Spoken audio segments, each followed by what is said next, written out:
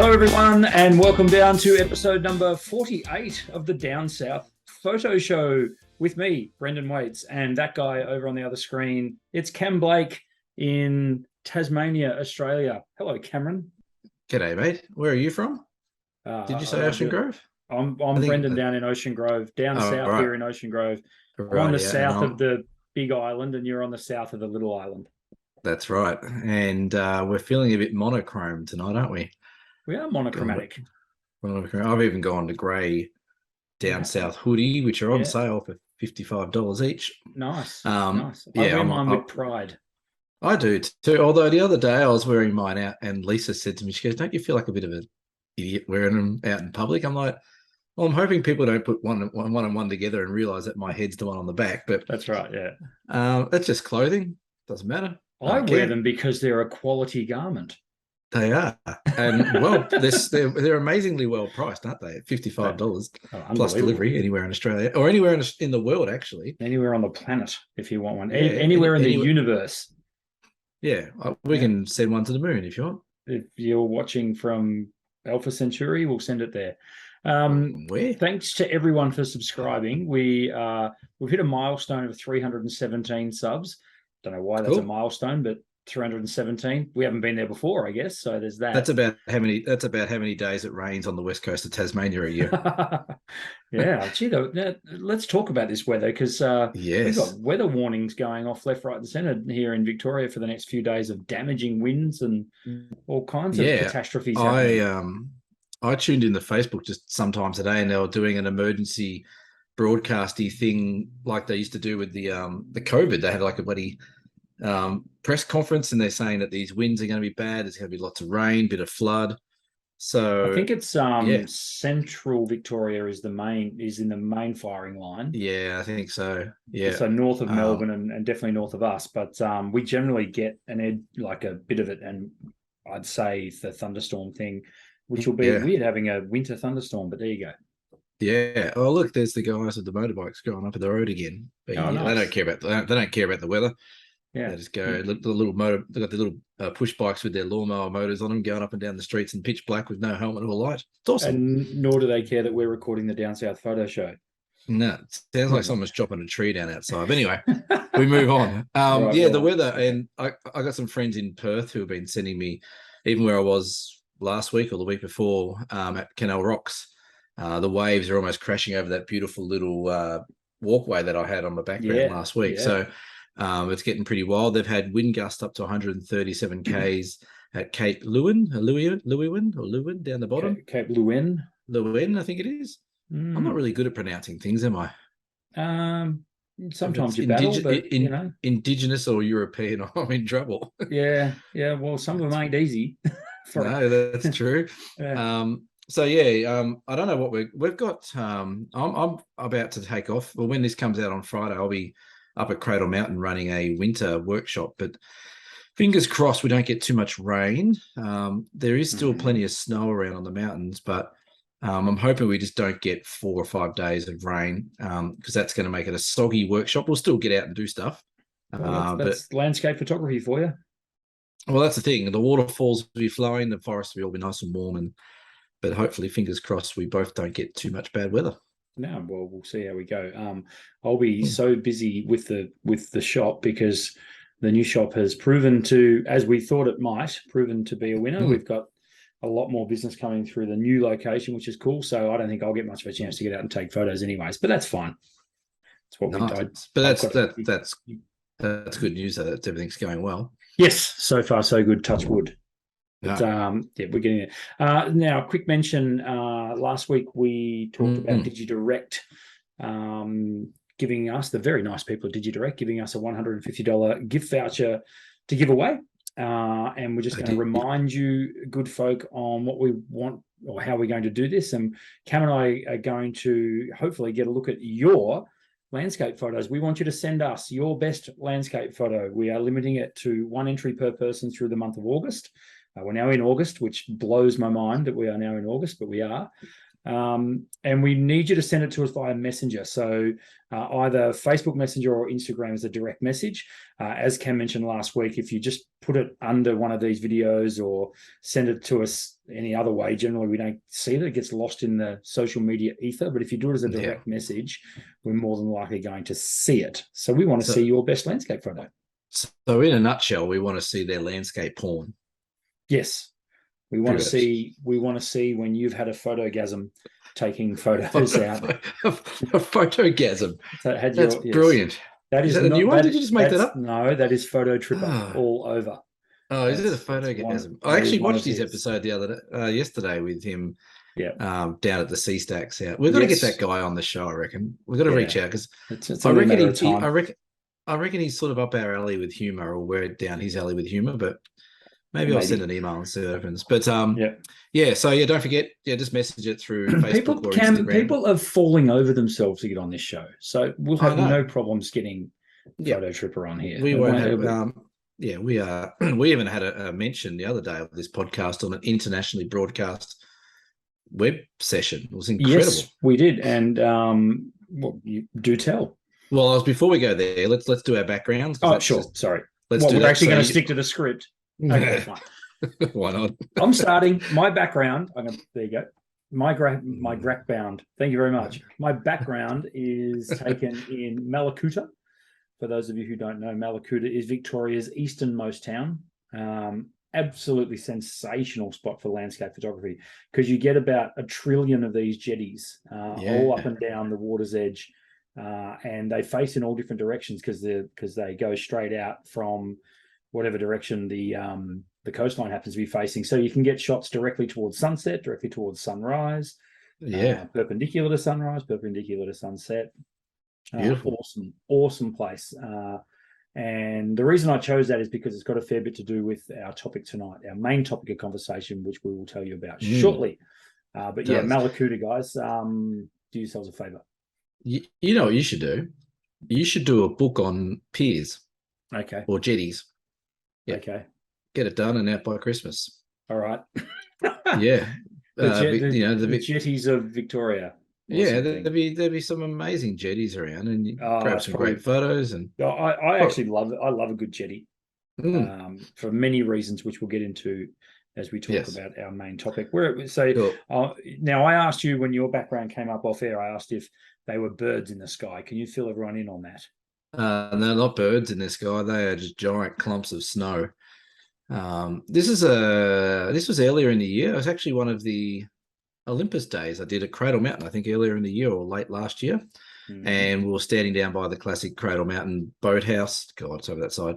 And Cradle Mountain there, that way.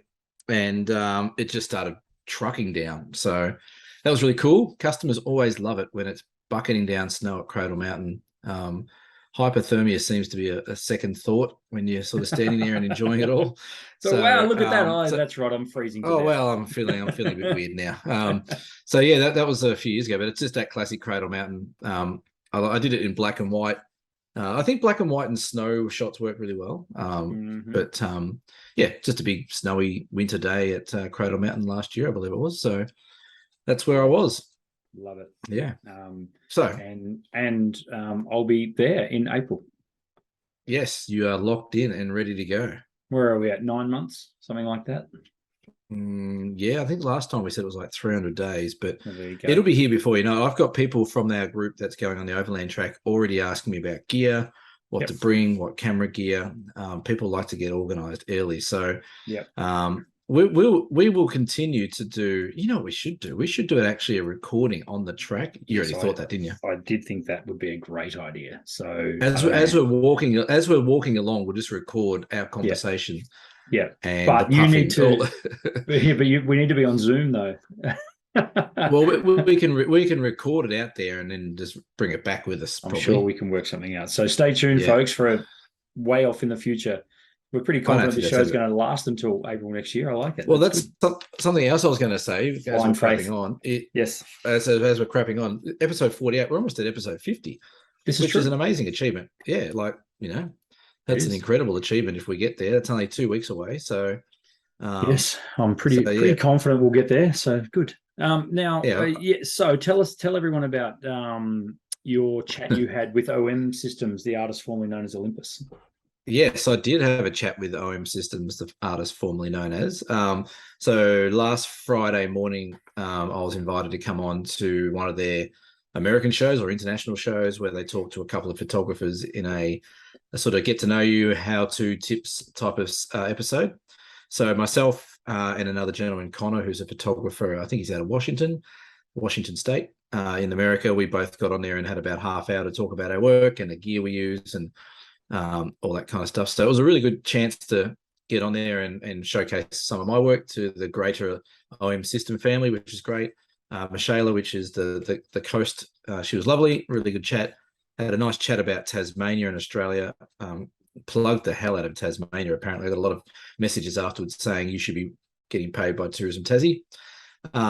So yeah, and then, at the very start of my talk, there was some guy from Ocean Grove that jumped on and said, "Why don't you give the podcast a plug? That you run?" And I can't think of too many people I know from Ocean Grove, but it was quite funny though because she said, "Oh, someone from Ocean Grove." I went straight away. I'm like, "Oh, here we go," because I had all the comments turned off on the side. I didn't want us to get distracted.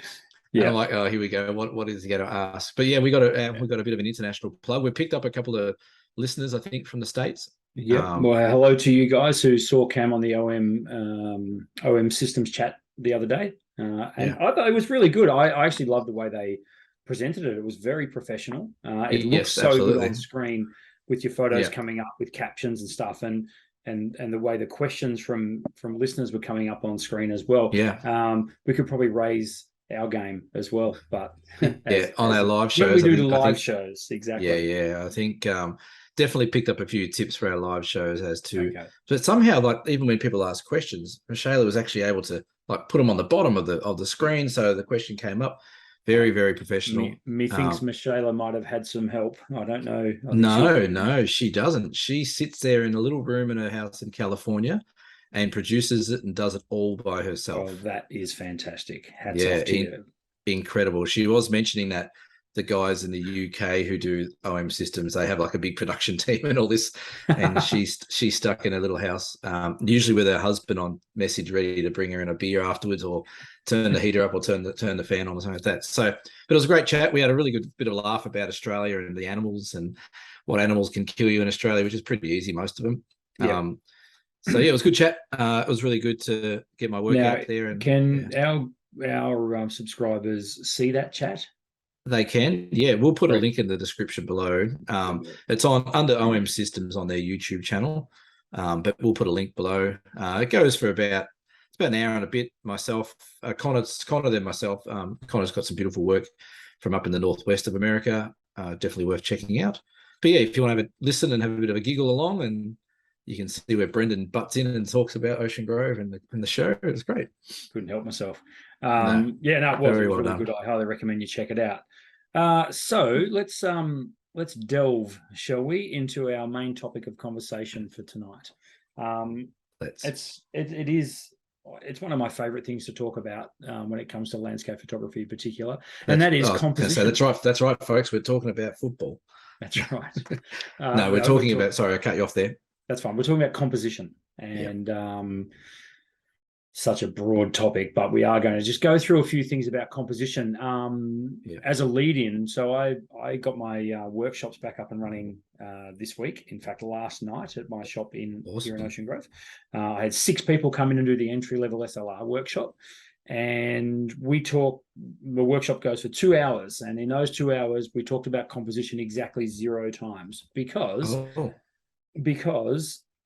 in my opinion, I don't think you want to start looking at composition until you know those basics. So until you know what shutter speed does, what aperture does, what ISO, all that sort of stuff, before you start looking at composition, I think, because it's really easy to get carried away and get your camera and just go and start taking photos. But composition is absolutely crucial, but without having a bit of a platform, a bit of a foundation to build from, there's no point learning composition until you've learnt that other stuff. So that's why I like doing the entry-level workshop for my guys first, which is basically 2 hours of theory of me banging on, but we generally come get to the end of that, and then we do the intermediate workshop where we start talking Yep. about that's when we move into composition.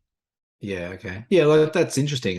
Because I think, and the reason why I think this topic is really interesting and important is, almost guaranteed anything that I run, workshops or trips out is, people will in their brain, they'll have an idea about aperture. Yep, I get what that means. It's a little hole in the lens, and yep, shutter speed means it stops or blurs out things. But if I had $1 for every time someone said, I just don't get aperture, I just don't get composition. Sorry. Yeah. Yeah, it's just one of those things that I actually think people maybe overthink it a bit, that they get so bogged down in what composition they should be using and what it should look like, and all these rules that we'll probably touch on in this topic. But I think you're right as well, Brendan, that, fundamentally the basics of what your camera does is probably more important to learn to start with. Hence the reason your beginner workshop is about that.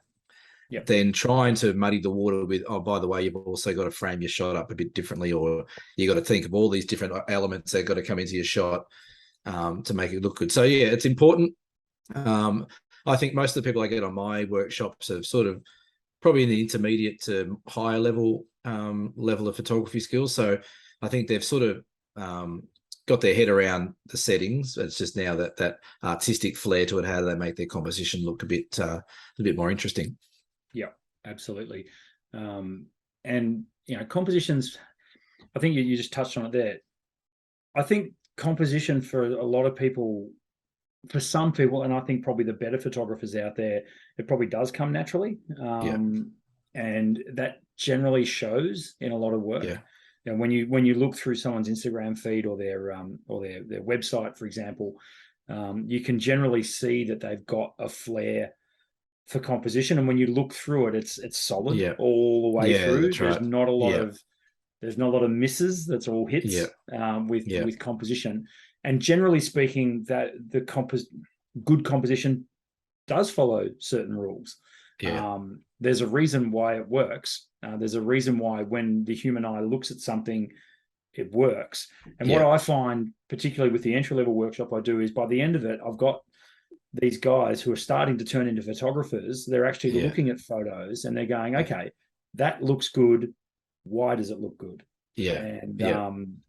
And we always bang on about rules are meant to be broken and blah, blah, blah. But when it comes to composition, I think the rules, yes, they can be broken sometimes, but generally speaking, if you hit the mark with at least some of the rules of good composition, you're going to get a good result. Yeah, I think you're right. It's one of those things as well where I think you're right. Sometimes it comes naturally to people. Sometimes people work over. Like I look at some of my earlier work and compare it to today, and I'm like, okay, I sort of had a basic idea of composition, and I was nailing some of them, but I wasn't sort of consistently getting them right. So I've really worked on my craft to, research other photographers or look at things like Peter Dombrovskis and Ansel Adams and all those legends of the game who just had that composition in most, if not all, their shots. So, you could argue, particularly with someone like Ansel, there's a platform for the argument that composition does come naturally because who taught him, right? He was one of the pioneers of landscape photography. So particularly, but composition comes from paintings as well.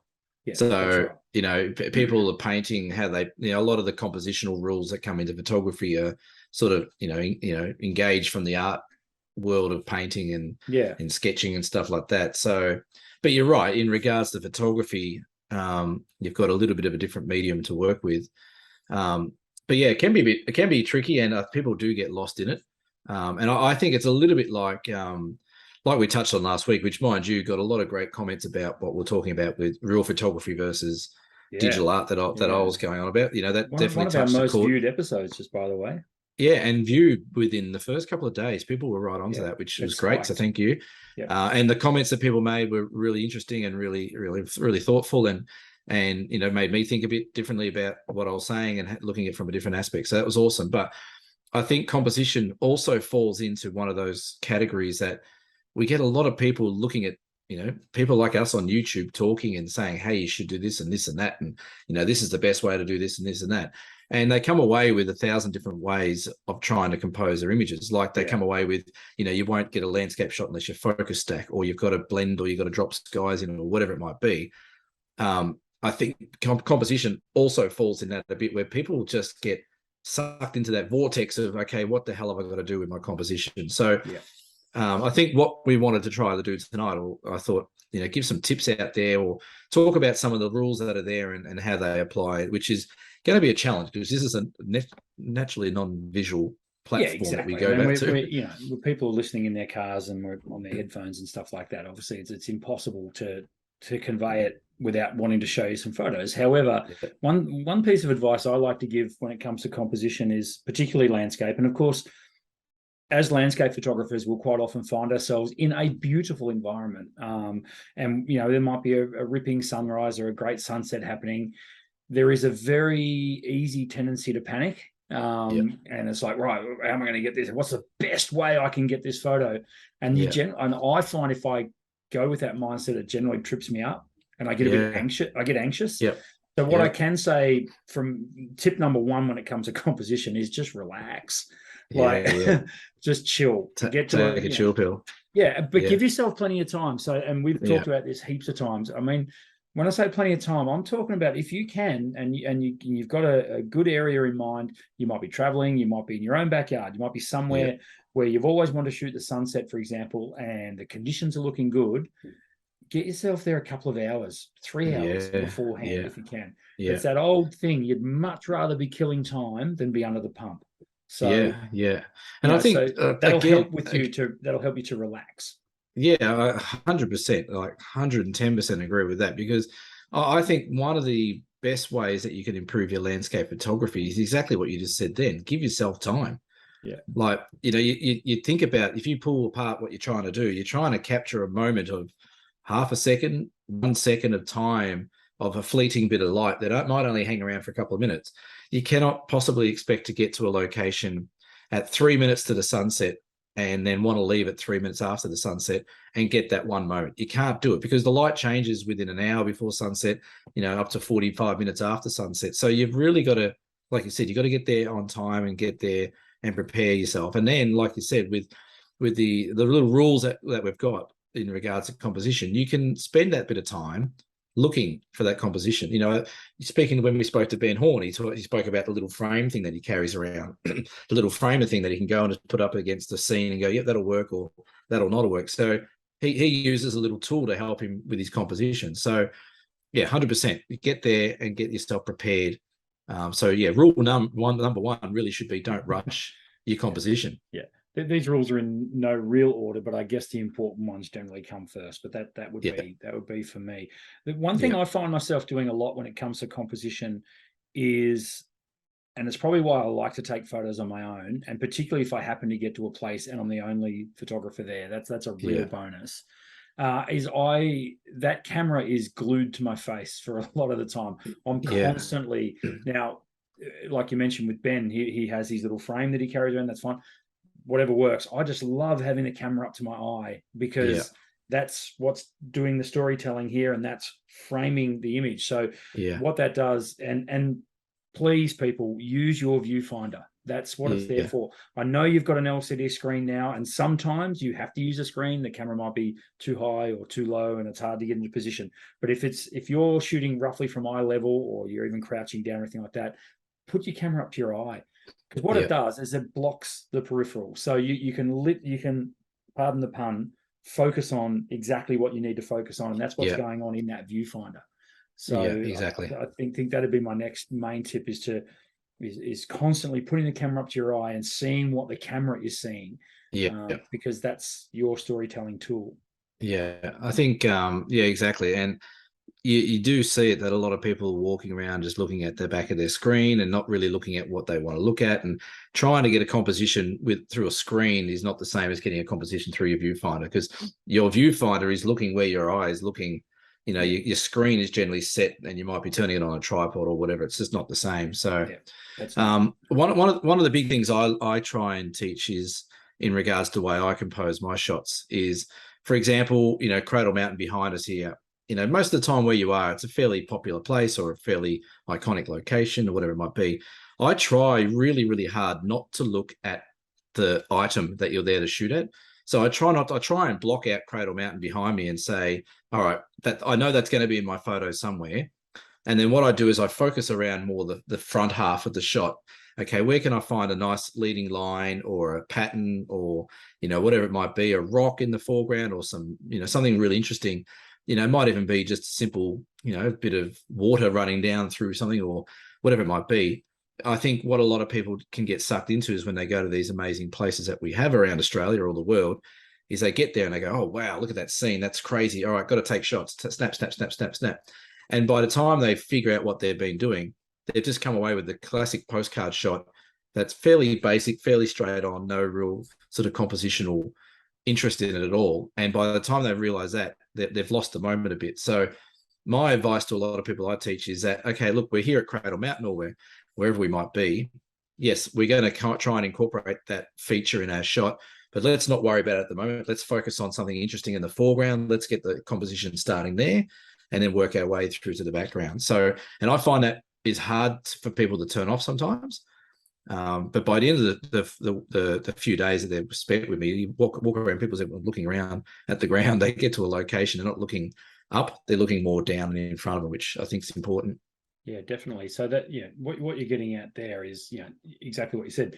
They'll come away with a nice shot of the subject, but it's the same shot that, anyone who just rocked up and wanted a holiday snap on their iPhone could have taken. That's right. Yeah, that's right. So, and that's where being able to get to places early and spend a bit of time to chase these compositions. Yeah. But generally, I mean, it's hard to, because every location is different, but generally speaking with these rules, foreground subject, I think is crucial. Yeah.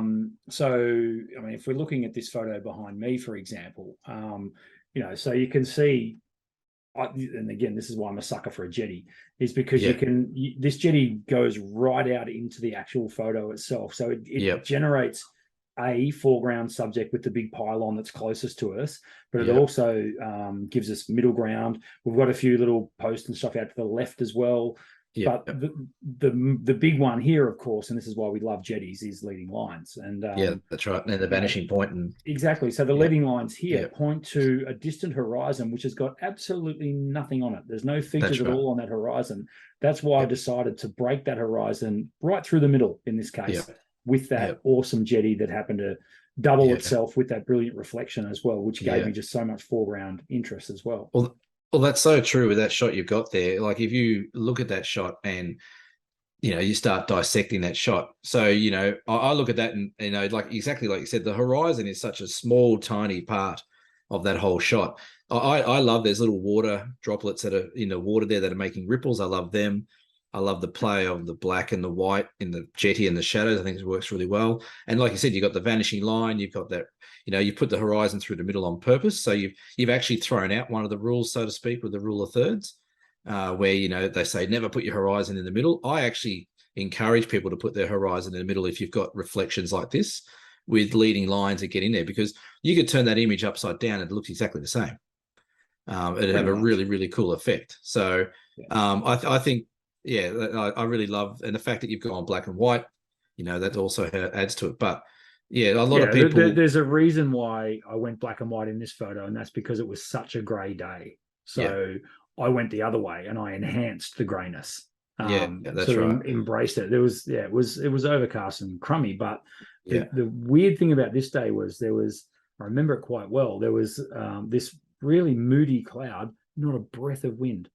Yeah, that's why I got this. And this was not shot like first light or anything. This was actually shot probably closer towards the middle of the day. But it was it was so overcast, and then just completely smooth water, which are just it's a photographer's paradise down there. So so if we look, like there's a handful of rules that I looked up today just to sort of give us an idea. So things like leading lines, the rule of thirds.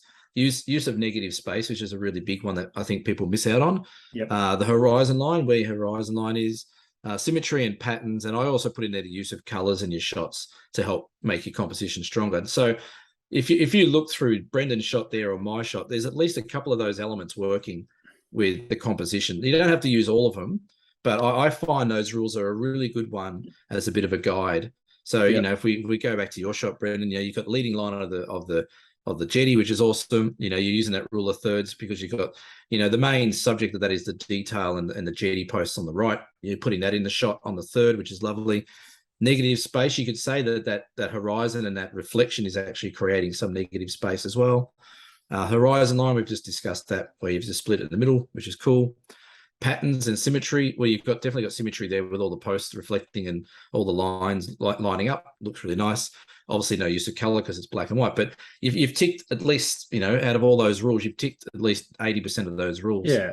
And here's the thing. And here's the thing: those rules that we're going through. I didn't when I went to take that photo, I didn't think of those.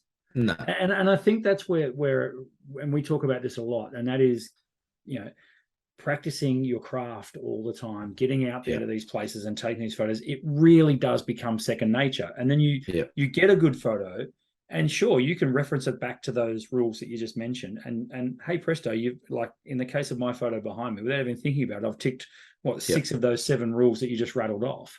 Yeah. And what do you know? Well, if I do say so myself, I think it's a cool photo. Like, I really like this shot. You know, it works. So you know, it's sort of putting, in some respects, the cart before the horse. If you look at the rule and go, right, now I've got to go out and I've got to do all that. Yeah. It's not like that. And I think that's why I go right back to that number one thing is, and that is getting to a location and relaxing and getting into the groove of it. And that only comes, unfortunately, folks, there's no, you don't just get handed this stuff. You've got to practice.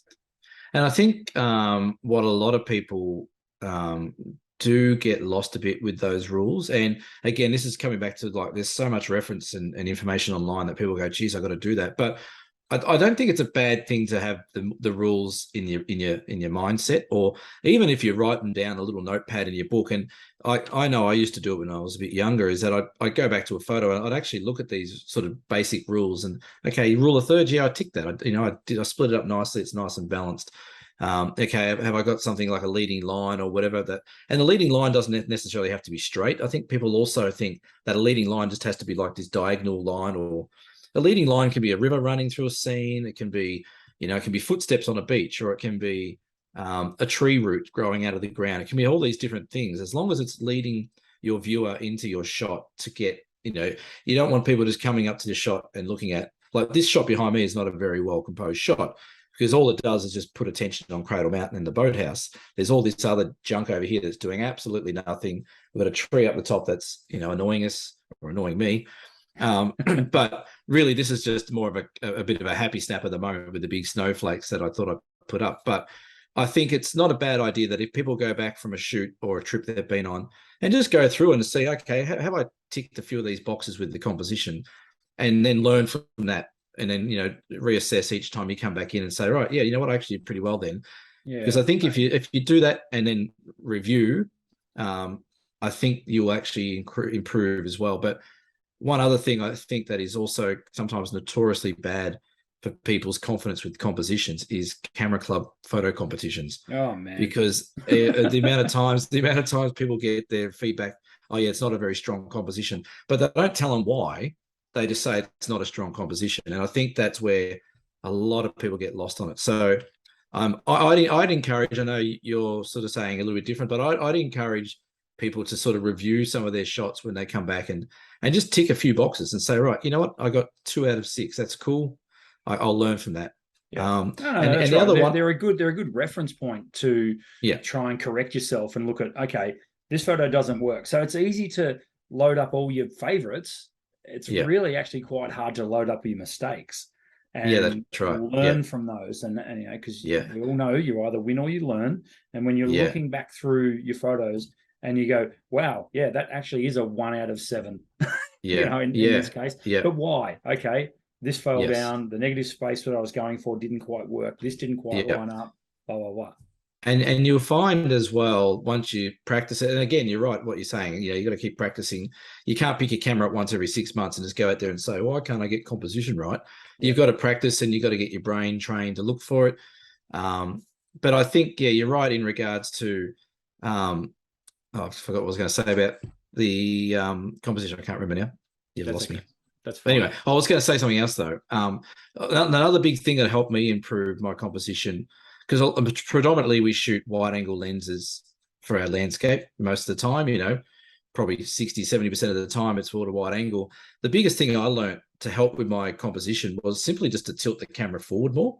So many people set their tripod up with their camera just dead level with the wide angle lens. So think about your field of view that you're going to get with that. You're going to get lots of sky and lots of foreground. So sometimes you want to get less or more. So sometimes pointing your camera down more like a 45-degree angle into your foreground, you're still going to get the sky in the background, but you're going to really bring that foreground up.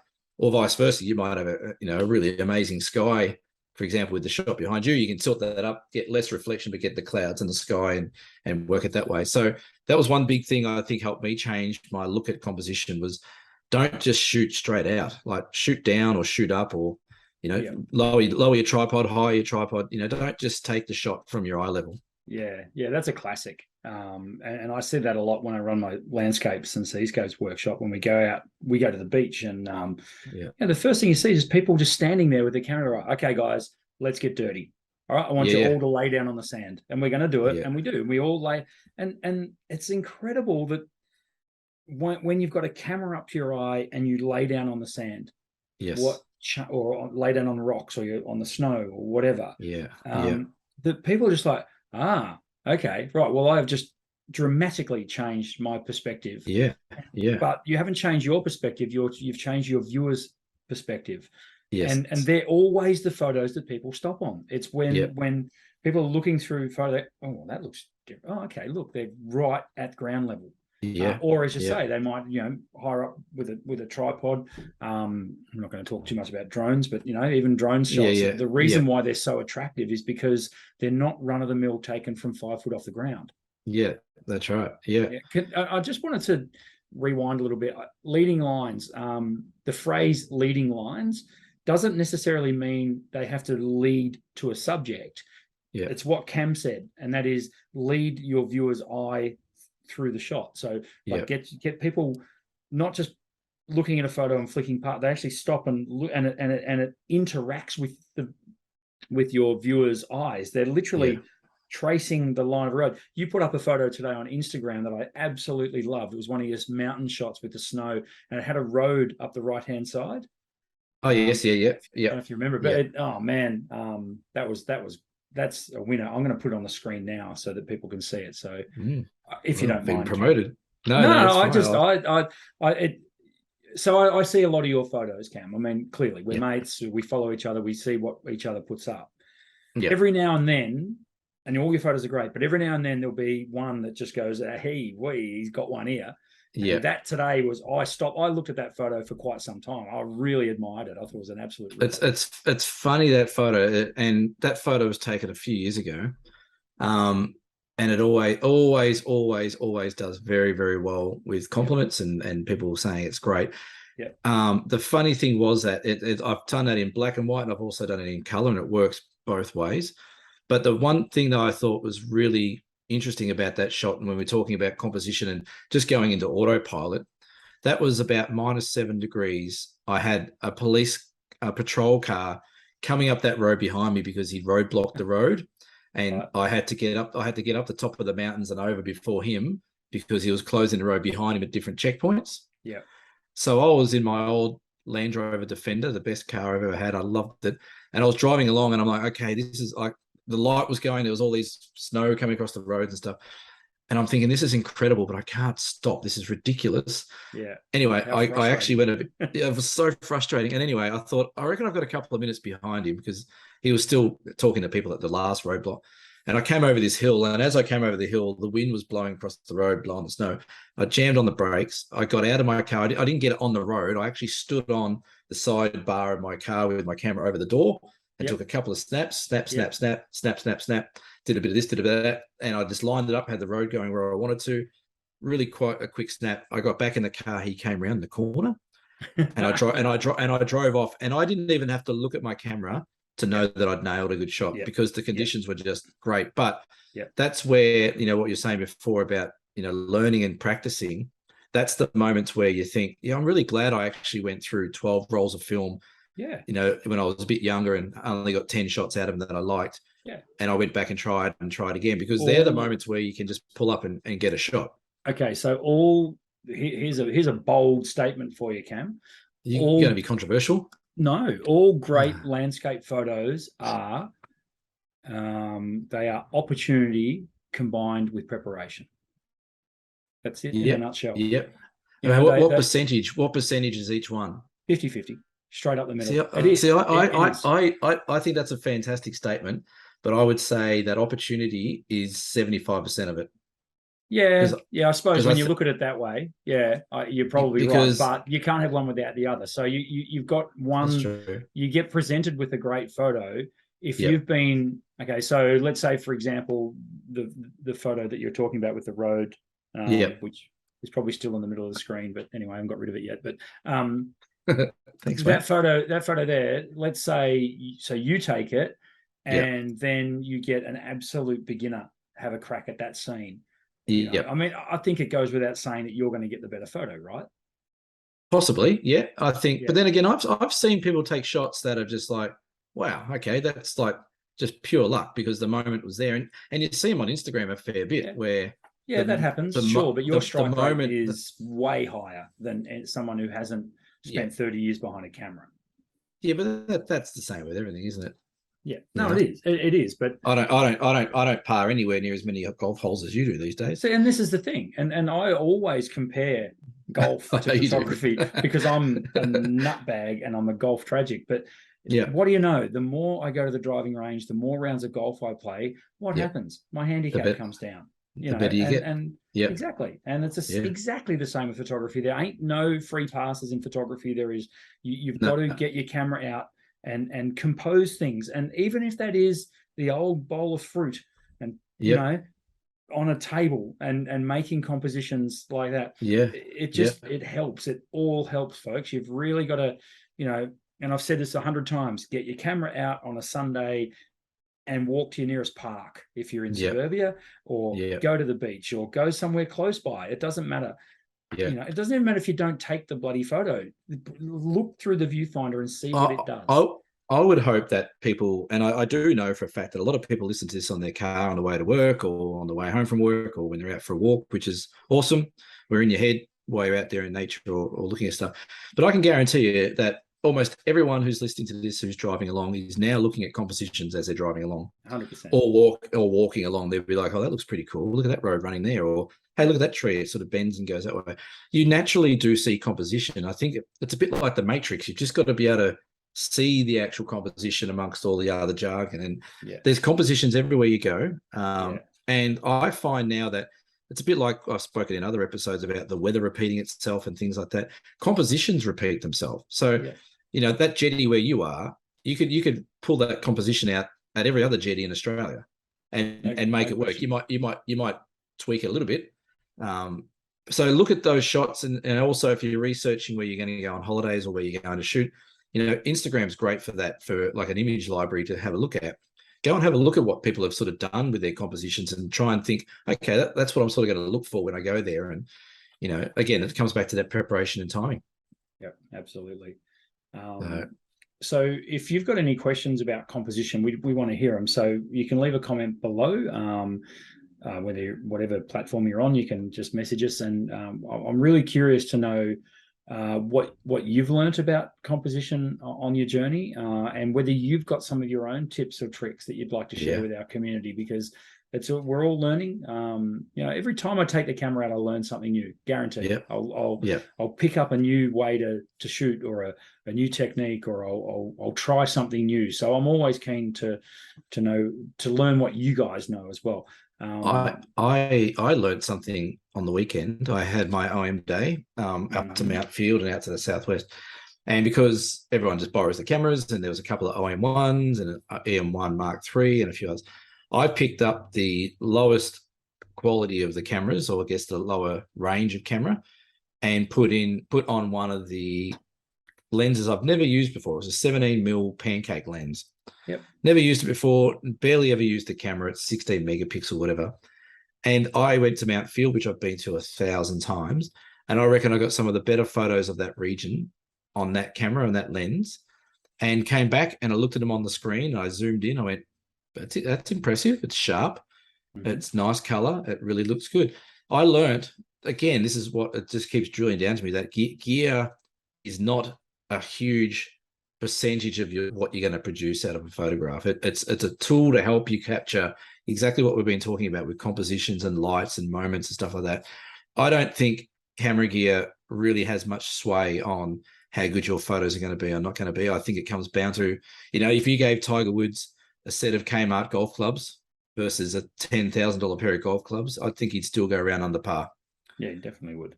But this camera and lens, I'm like, this is a great little combination. Yeah. I might just take it out a few more times. I say that to customers all the time when they're looking to buy an SLR. It's like, yeah, I'm looking at the Sony A7R4 or whatever it's bloody called, and it's this week. It'll be a new one next week. It's $6,000. Yeah. And it's like, okay, why? What are you going to do with that? Yeah.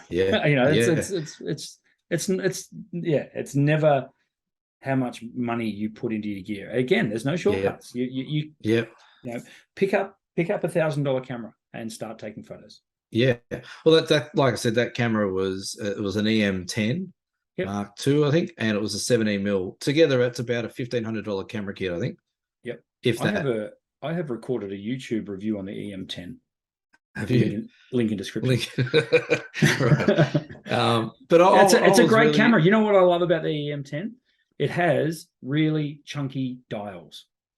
Yeah. The dials are big, and it's old school dials, aren't they? Big. They are, and it looks grouse. I love the.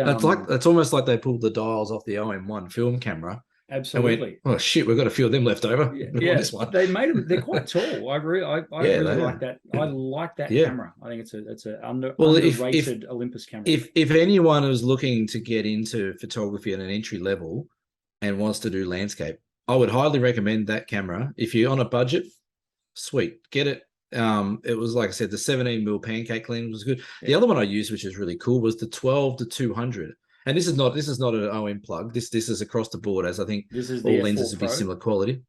No, this is the stock standard entry level, whatever it was. It's nice. 12-200. It's not a pro lens. Yeah. And so that's a 400mm equivalent. I was taking photos of snow top mountains, and I actually had a really good time using these cameras and lenses that I never used really before. I know how they work.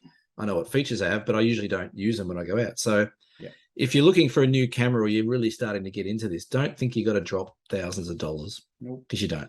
No. As much as Brendan was, all companies make really good quality entry level cameras. The entry level now compared to entry level 10 years ago.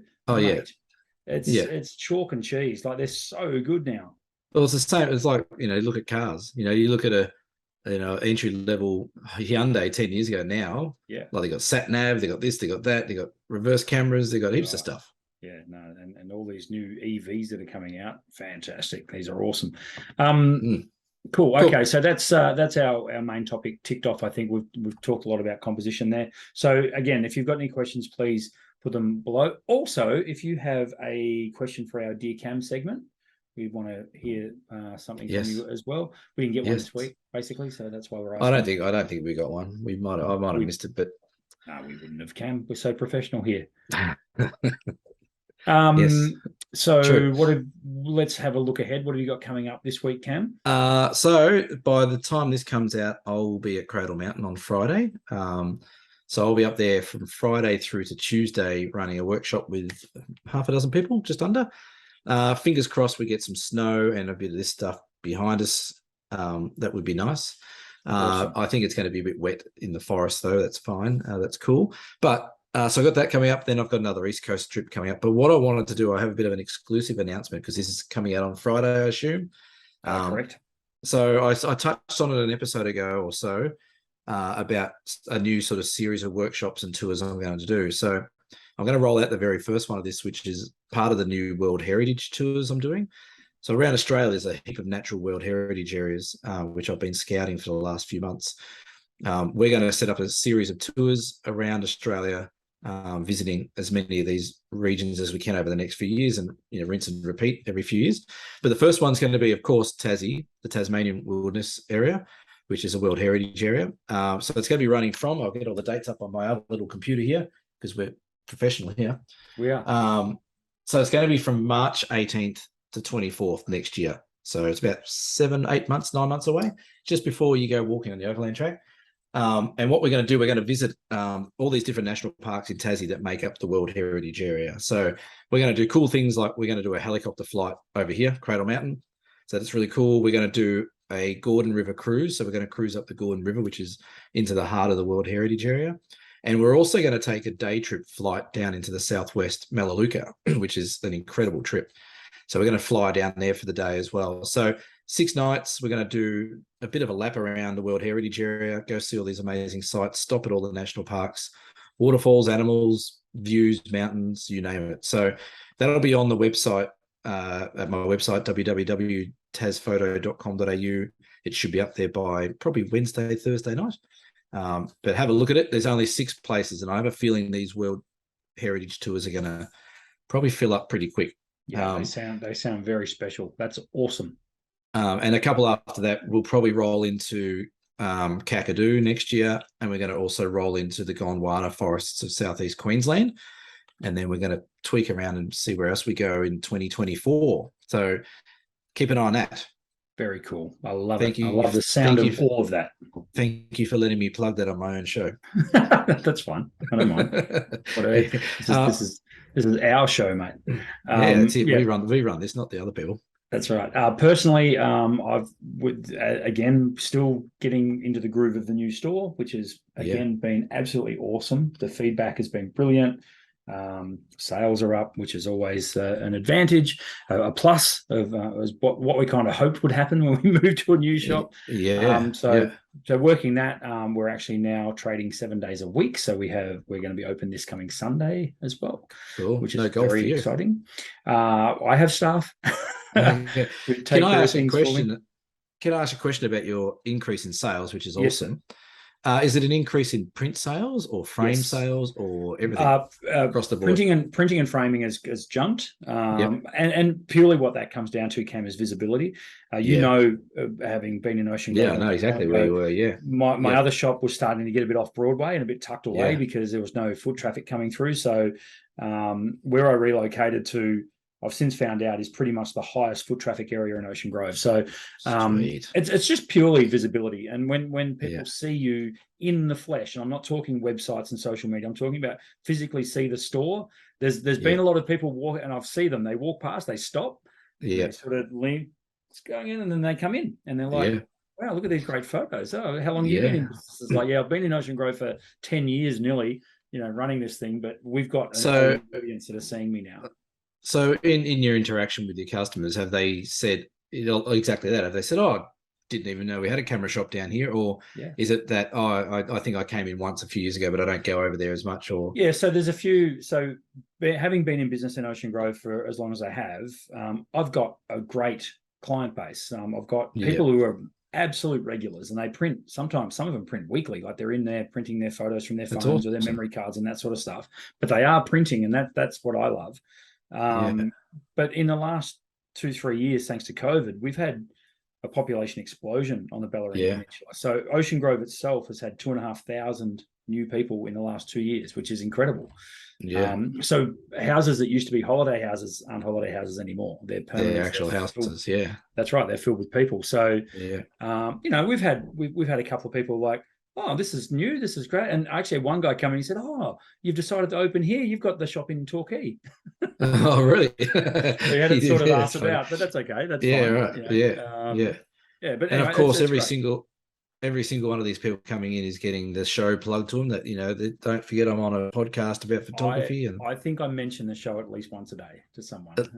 Once? What do you mean just once a day? Someone who's keen on photography. I actually had a guy in today. He said, "Oh, I saw your podcast the other day. I'm up to episode 2." Oh, good.